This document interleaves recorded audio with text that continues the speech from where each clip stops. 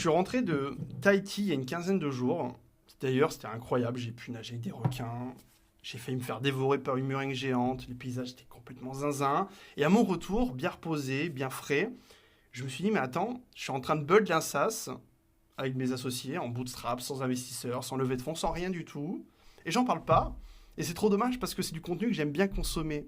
Le contenu un peu authentique d'une personne qui lance quelque chose et qui parle de ses échecs, de ses apprentissages, de ses réussites. Il y en a quelques-uns qui le font, mais je trouve que ça manque cruellement sur les réseaux sociaux. On voit beaucoup les réussites, c'est super cool. On voit des mecs qui font des levées de fonds, je sais pas combien, qui créent des licornes en 24 heures. Et, enfin, ça n'a plus aucun sens maintenant à quel point ça va vite. Mais à côté de ça, il y a toute une masse silencieuse de profils qui galèrent ou qui prennent plus de temps. Tu vois, et quand j'ai vu l'interview du fondeur de Odoo, qui expliquait qu'il a mis quasiment 5 ans avant d'avoir un produit rentable, vraiment rentable, ça m'a donné envie de faire ce type de format, ce type de vidéo, pour vous montrer sincèrement que y a des mecs qui lancent des business. Moi, je viens pas du milieu de l'entrepreneuriat, je m'y suis mis super tard. J'ai pas le storytelling du mec à 11 ans qui lançait des bises ou codait dans sa chambre des solutions à plusieurs millions. Non, vraiment, à 11 ans, frérot, je faisais des échanges de cartes Pokémon, je faisais des cabanes dans les bois, je faisais des courses de vélo, enfin vraiment rien de spécial. Et j'ai fait de la recherche après un master en neurosciences. Et c'est qu'à partir de là où j'ai commencé à faire un peu de freelancing, un peu de soloprenariat, des produits digitaux, etc. Ça a bien fonctionné, hein, mais le milieu de la tech, je maîtrise pas. J'ai pas fait HEC, j'ai pas fait toutes les écoles ou quoi que ce soit, donc voilà, c'est tout. Et donc, pour cette première vidéo, je me suis dit, bon, on commence par quoi? On va pas raconter ce qui s'est passé pendant ces 6 mois parce que ça n'a aucun sens. Vous n'avez pas le temps d'écouter 2 heures de vidéo et moi non plus, j'ai pas envie de passer mon après-midi, il fait chaud, je vais aller à la piscine juste après, j'ai pas envie. Donc je me suis dit, tiens, on va faire un format qui est cool. 10 apprentissages pour commencer de ces 6 mois. Bon et pas bon, hein, vraiment des idées brillantes que j'ai eues et que je referai, versus des erreurs que surtout à ne pas faire et qui peuvent vous aider au lancement de vos projets. Alors le premier, c'est... désolé pour l'introduction qui était un peu longue, mais bon, c'était une sorte de façon d'introduire ce format-là, entre guillemets. Donc chaque semaine, on va se voir et je vous raconterai un petit peu ce qui s'est passé, avec des idées, des trucs. Le premier problème, c'est s'adresser à la mauvaise cible. C'est-à-dire que trop tôt, en fait, on a un peu bâclé le travail de l'ICP. On s'est dit, on est dans l'ère de l'IA, on peut essayer de toucher tout le monde. On fait des landing pages qui ciblent un ICP en particulier et en voiture. Et la problématique qu'il y a, c'est qu'en fait, non. Parce que quand on a voulu quand on a créé le MVP, puis on a fait du early adopter, on a créé un groupe WhatsApp avec 10 gars que je connaissais de près ou de loin qui pourraient correspondre. Il s'est avéré que alors les mecs étaient trop chauds pour nous faire des demandes de features, mais à côté de ça, rien à faire de la solution. Les mecs s'onboardaient pas, ils prenaient pas les calls, ils voulaient pas avancer. Donc j'ai quitté le groupe très très tôt. Parce qu'en fait, je vendais la solution aux mauvaises personnes. Et ça, c'est le premier point. Parce qu'en fait, quand tu connais pas ton avatar, tu maîtrises pas ton copy. Moi, le copy de la LP, il était pour des personnes solutions unaware. Pour raconter rapidement ce qu'on fait, on a un SaaS d'attribution marketing. L'attribution marketing, ça permet de montrer de la vraie data que les plateformes comme Meta, Google ne montrent pas parce qu'il y a des problèmes de tracking, de suivi des leads qui disparaissent avec les mises à jour, iOS, etc., etc. On en parlera peut-être dans d'autres vidéos. Et donc, en fait, il y a des marketeurs qui recherchent ce genre de solution. Il y en a une dizaine à peu près sur le marché. Et le truc, c'est que nous, on a fait un copy pour des gens où on expliquait qu'il y avait un mauvais tracking, un mauvais X, un mauvais Y. Et donc, en fait, des personnes qui, globalement, n'avaient pas envie de notre solution. Non, mais moi, les dashboards méta, ça me va bien, etc. Ils s'en foutaient complètement. Donc, c'était la première erreur. Donc, on a vraiment rechangé ça. On a revu le repositionnement. Et donc, tout a changé à partir de là où on a commencé à s'adresser aux bonnes personnes pour le ciblage, pour le cold calling, le cold emailing et tout ce qu'on a lancé ensuite. Premier point. Le deuxième point, c'est attention à l'édition de features. Ça rejoint le point numéro 1. On a créé le groupe d'early adopters et les frérots, comme je l'ai dit, ils étaient très très réactifs pour nous dire « Ouais, j'aimerais bien une application mobile. Ouais, mais j'aimerais bien la vue Kanban sur le CRM, etc., etc. » Parce qu'on a ajouté une option de CRM, ok. Et du coup, on faisait des features. On s'est dit, à force de mettre des features, les mecs, ils vont venir. Pas du tout, pas du tout. En fait, on a dépensé pas mal de temps et d'énergie à créer des trucs où tout le monde s'en tartine. L'application mobile, elle est là, elle est prête. Il n'y a personne dessus. Parce qu'il y a déjà personne sur le SaaS à un moment où on a fait tout ça. Donc, rapidement, en fait, on a dit arrête. Le fait de justifier le fait de ne pas avoir de clients par le manque de features. Et ça, c'est l'erreur. De vouloir toujours ajouter plus en pensant que ça va faire venir du monde. Non, en fait. C'est parce que soit ton message, il est plat clair, soit tu t'adresses pas à la bonne personne, soit tu réponds pas à un problème de fond. Nous, on répond au problème, mais on avait juste les 2 premiers points qui n'étaient pas validés. Donc, on aurait pu additionner autant de features qu'on voulait. Ça n'aurait toujours pas fonctionné, quoi. Voilà. Ensuite, le move que j'ai fait qui était, pour le coup, smart, et je t'ai parlé de 2 bêtises, je vais aussi te dire que j'ai fait des trucs un peu stylés et intéressants, c'est de m'adresser à des founders très très vite. En fait, ce que j'ai fait dès le départ, dès que je me suis lancé, je me suis dit, il faut absolument que je me fasse un réseau d'entrepreneurs et que j'échange avec des gars qui ont plus d'XP que moi, ou du moins avec qui je vais pouvoir récupérer un peu cette expérience. Donc je me suis dit, on va lancer un podcast sur ma chaîne YouTube, d'accord ? Et je vais échanger chaque semaine avec 3-4 personnes pour prendre de l'expérience. J'ai pu échanger avec le fondeur de Limova, de iClose, de Tapit. Et à chaque fois, c'était que des pépites de conseils. Alors, quand tu poses des bonnes questions, tu peux récupérer des trucs de fou. Quand tes questions sont pétées, forcément, tu te retrouves à avoir pas de value. Mais à la fin, à chaque fois, c'était des claques avec 10 mètres d'élan parce que je me dis, ah ouais, putain, j'avais pas vu ça comme ça. Et des fois, ça a revu complètement ma roadmap. Je me suis dit, non, mais là, en fait, je pars là-dedans, je vais dans la mauvaise direction, je vais me planter. Donc, échangez le maximum, le plus possible. Faites-vous des calls et des sessions où vous échangez vraiment avec des gars qui ont de l'XP. Tu vois, on vous envoie un petit message en mode, écoute, j'aime bien ton travail. Là, je suis en train de lancer ça. Est-ce que tu aurais 5 minutes, 10 minutes à m'accorder ? Vous allez prendre des vents, mais si vous envoyez 15, 20, 30 messages, il y a peut-être un mec qui va vous répondre. Et ça, je trouve ça trop, trop, trop bien. Vraiment, ça m'a débloqué de trucs de zinzin, tu vois. Numéro 4, retarder l'acquisition.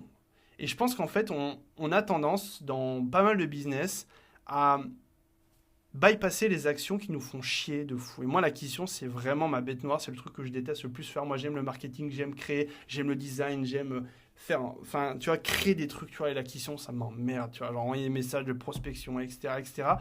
Ça me fait chier. Franchement, j'ai mis 4 mois avant d'envoyer mes premiers messages. 4 mois, quoi. Heureusement qu'avec le réseau, etc., on a pu... Et d'ailleurs, petit aparté, échanger avec des founders et des personnes, ça a permis d'onboarder et d'avoir des premiers gros clients qui sont arrivés sur notre SaaS. Donc le bouche-oreille et le réseautage, très très important. Donc ça m'a vraiment débloqué. Donc créez-vous un réseau de personnes et entretenez ce réseau et ça permettra, tu vois, genre de dire, ouais, est-ce que tu n'aurais pas quelqu'un de ton réseau, soit pour un podcast, soit qui serait intéressé par la solution. Et tout de suite, et les mecs, ils sont OK. Quand on t'a passé 1 heure à parler avec quelqu'un, derrière, les mecs, ils te répondent et c'est cool. Fin de la parenthèse. Donc, retarder l'acquisition. Et oui, en fait, je suis teubé, en fait, de ne pas avoir envoyé des messages plus tôt, de ne pas avoir fait assez de volume. Parce que quand j'envoyais, c'était 10, 20 messages par semaine. Non, tu vois. Donc là, je me suis dit, OK, là, on s'y file. On va envoyer 30, 40 messages par jour sur Instagram. On va lancer des séquences de call emailing. Je vais recruter un call caller et on va mettre vraiment en place de l'acquisition pour avoir un retour réel sur les messages, les approches et booker des onboarding. Vite booker des onboarding pour faire rentrer des clients parce que là, ça tarde. Donc, les actions qui vous font le plus chier sont les actions qui vous apportent le plus de résultats. Et il n'y a pas 150 millions de manières de faire de l'acquisition, soit avec la création de contenu, ce qu'on va aussi lancer, soit directement en échangeant avec des personnes. Alors, il y a des gens qui vont vous dire, oui, la prospection, c'est l'entrepreneuriat du clochard. C'est les clochards qui font ça. Voilà. La réalité, c'est que tu as une solution, tu cherches des gens qui veulent acheter ta solution, plutôt que de passer par 1 million d'étapes, tu contactes cette personne et peut-être que à force d'avoir des touches et des répétitions, tu vas tomber peut-être sur des gens qui sont intéressés par réellement ta solution, qu'on a besoin. Ça, je l'ai fait et en vrai, ça s'est fait. Tu vois. Alors oui, tu vas prendre des refus. Il y a des mecs, à partir du moment où je l'ai fait, il y a des gars qui m'ont dit, ouais, ok, ça m'intéresse. Je suis chaud. En vrai, je suis chaud, viens, on s'appelle et tout ça. Et là, c'est cool. Tu vois. Donc voilà.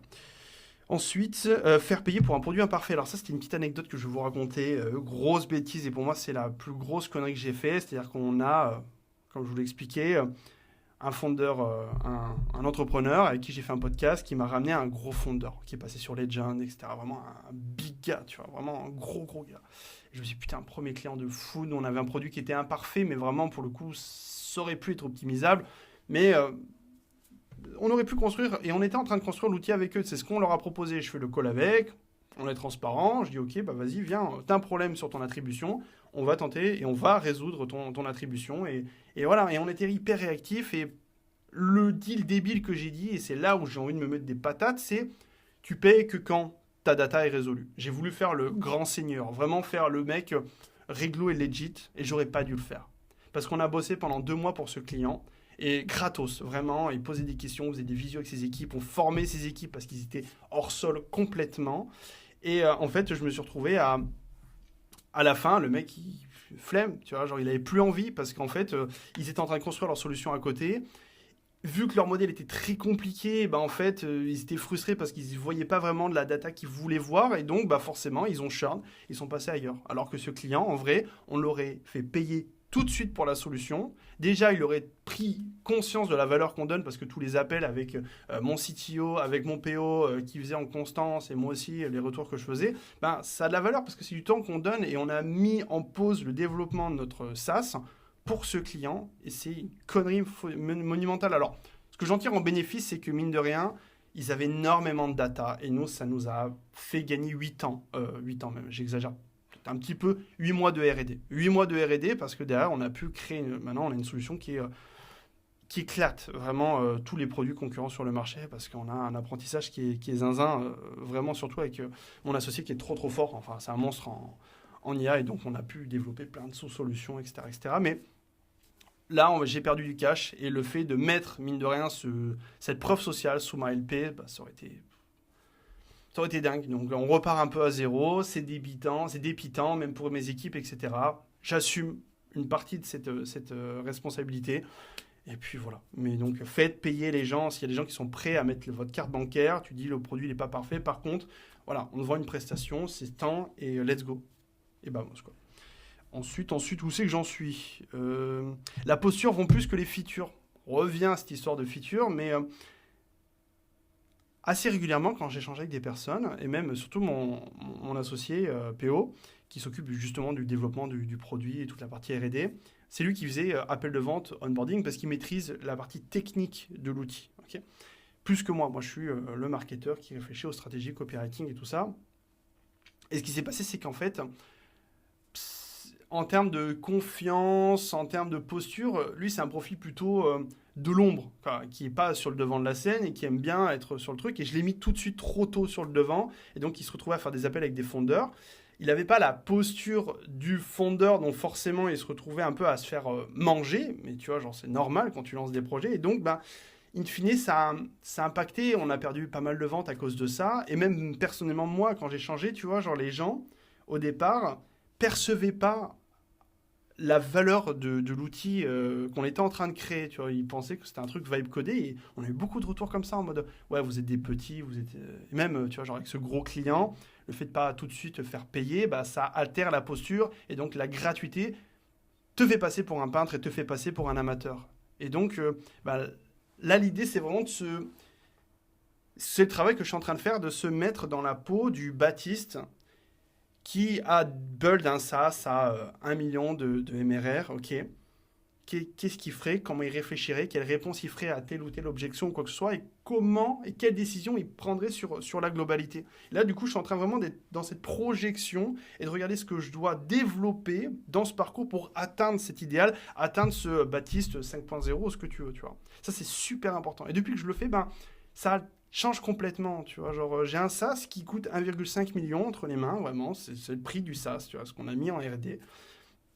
Et ben, je le montre. Et dans le copywriting, dans la page de vente, on fait en sorte de le montrer, que le mec qui tombe sur la LP, bah, qu'il dise pas « ouais, c'est un truc vibe codé ». Non, on a revu toute la page et on est en train de rebosser ça pour justement montrer cette expertise et montrer cette perception de valeur que je trouve super importante. Donc voilà.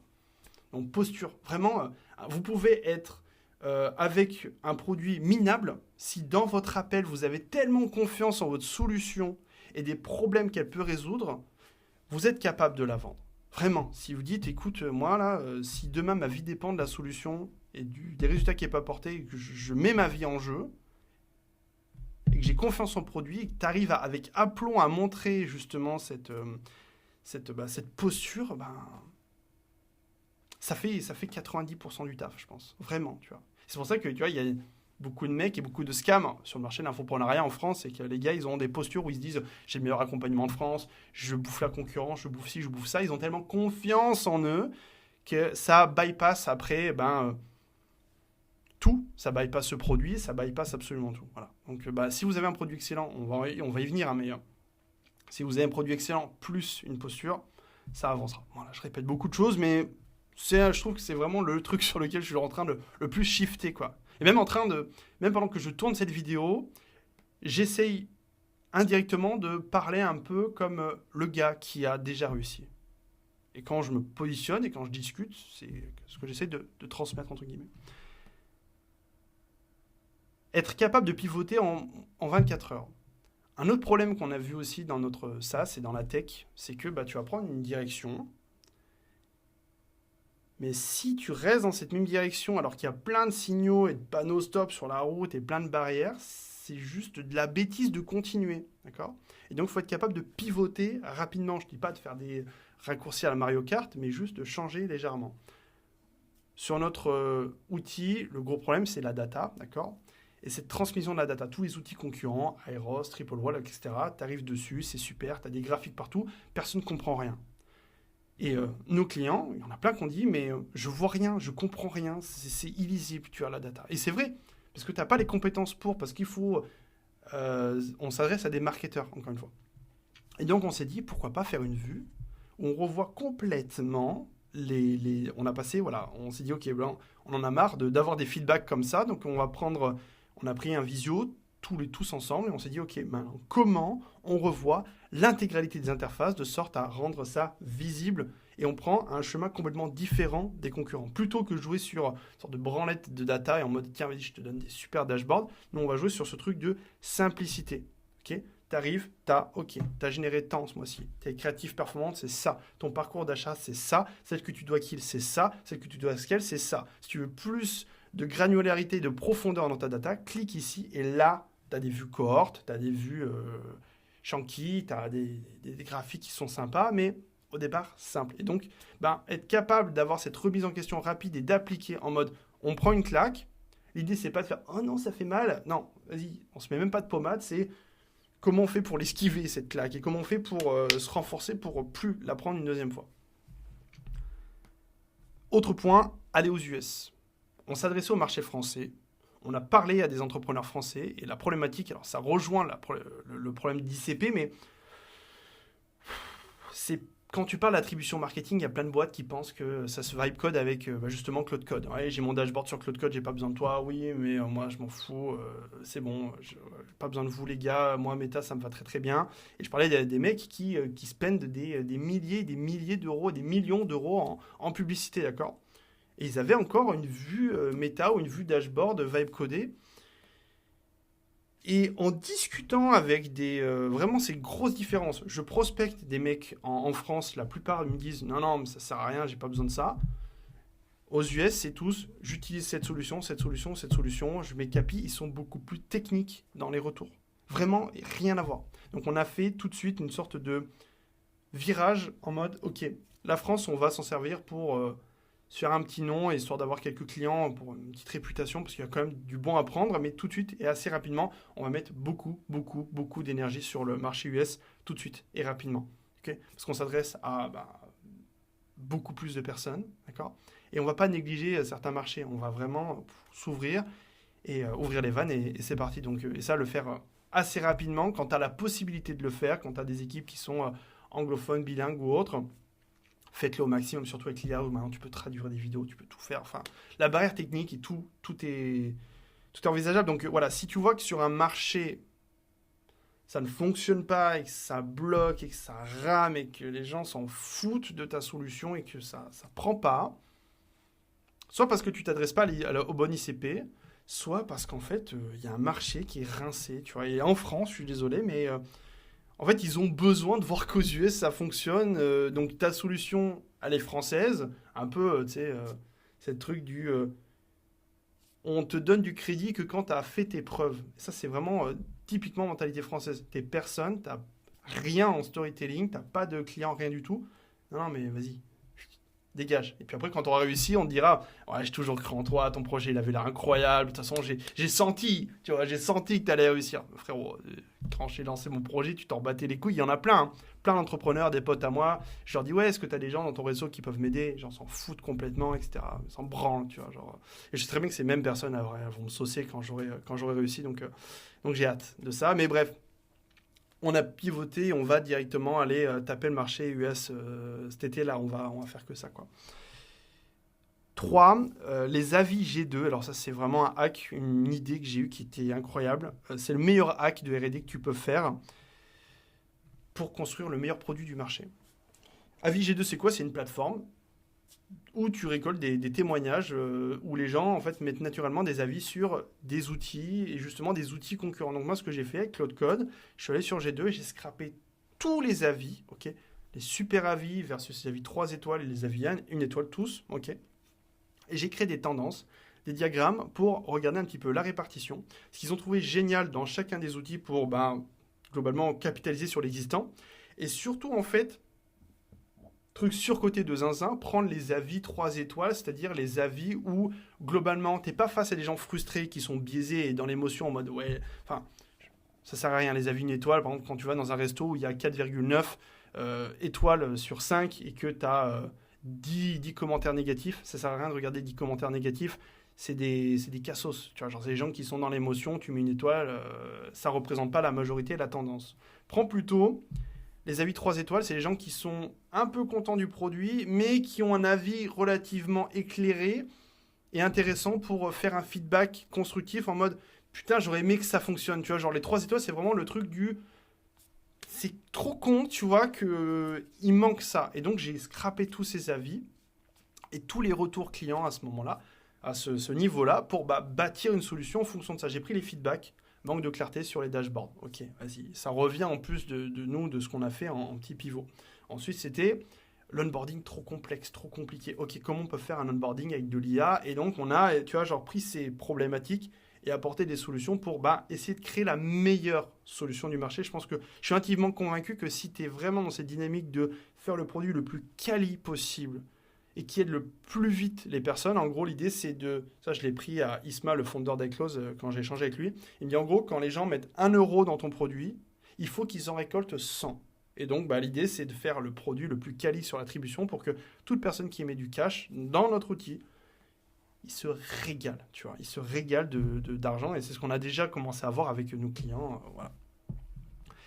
Donc ça, c'était le petit cheat code. Donc prenez les avis, ça sert à rien d'essayer d'échanger avec l'ICP, de faire des sondages ou quoi que ce soit. Souvent, les réseaux sociaux sont déjà hyper denses en frustration. Les gens, quand ils sont pas contents, ils le disent. Ils aiment beaucoup le dire. Quand ils sont contents aussi, mais moins. Donc globalement, vous aurez, si vous êtes dans la tech, G2, pépite. Reddit aussi, ça marche bien. Reddit, ça fonctionne bien. Et le dernier conseil, on va s'arrêter à 10 pour aujourd'hui, donner beaucoup de valeur, chose que je n'ai pas encore fait en ce moment. C'est-à-dire que j'ai fait un peu building public sur LinkedIn, mais je ne parlais pas de ce que je faisais comme solution, etc. Et en fait, je suis maintenant activement convaincu, et c'est un truc que j'aurais dû faire avant, qu'il faut arriver à se positionner en tant qu'expert, en tant que référence pour justement avoir un pouvoir d'attraction sur le produit. Si tu es le seul qui fait, c'est ce qu'on est en train de faire, des articles SEO de haute qualité, où ta cible a une problématique, tu lui expliques comment résoudre sa problématique, que tu la rediriges vers une vidéo YouTube et que tu utilises ça sur Reddit, sur LinkedIn ou autre, et que tu as vraiment une sorte de maillage comme ça entre les réseaux sociaux, entre les plateformes, je suis intimement convaincu que tu seras la meilleure solution du marché. Et c'est ce qu'on va faire. On va vraiment se positionner comme, ok, on a un outil d'attribution. On va vous expliquer comment faire de l'attribution. On va vous expliquer comment faire de l'argent avec la publicité. On va vous expliquer quels sont les meilleurs modèles d'attribution pour vous. Et bref, en fait, balayer tout ce spectre pour qu'en fait, vous puissiez faire juste du cash avec nos articles, avec nos vidéos YouTube. Et ça, je suis encore convaincu que c'est la meilleure solution. Très simple. Sur Reddit, j'ai commencé à me faire un petit compte et bâtir un peu mes karmas. Il y a un mec qui a mis une problématique, ok. J'ai simplement répondu en lui apportant de la valeur, en étant authentique. Tac, je lui ai apporté de la valeur, j'ai discuté avec lui. Il m'envoie un message en mode, écoute, franchement, j'ai trouvé tes retours pertinents. Est-ce que tu fais du consulting? Est-ce que je pourrais échanger avec toi? Je dis, vas-y, let's go, je te passe l'agenda de mon associé. Il a pris un call et on va le mettre sur la solution. Voilà, juste parce que je lui ai donné de la valeur. Donc, n'hésitez surtout pas, en fait, à donner dans ces dynamiques-là. C'est ce qui m'a, moi, le plus apporté, même dans le soloprenariat. Et je vais m'arrêter ici. Je vous souhaite une bonne journée. On se voit du coup la semaine prochaine pour un autre apprentissage. N'hésitez pas à me dire dans les commentaires si vous êtes encore ici, si vous voulez voir d'autres formats, d'autres choses, d'autres trucs que vous aurez aimé avoir, et même un retour sincère sur ce type de vidéo. Ça me permet d'avoir des feedbacks aussi, même si je le fais pour moi et aussi histoire de documenter. Mais s'il y a des retours constructifs, je les prends. Clairement, je les prends. Et je vous souhaite un bon week-end, bonne journée, à plus. À la très vite. Ciao, ciao.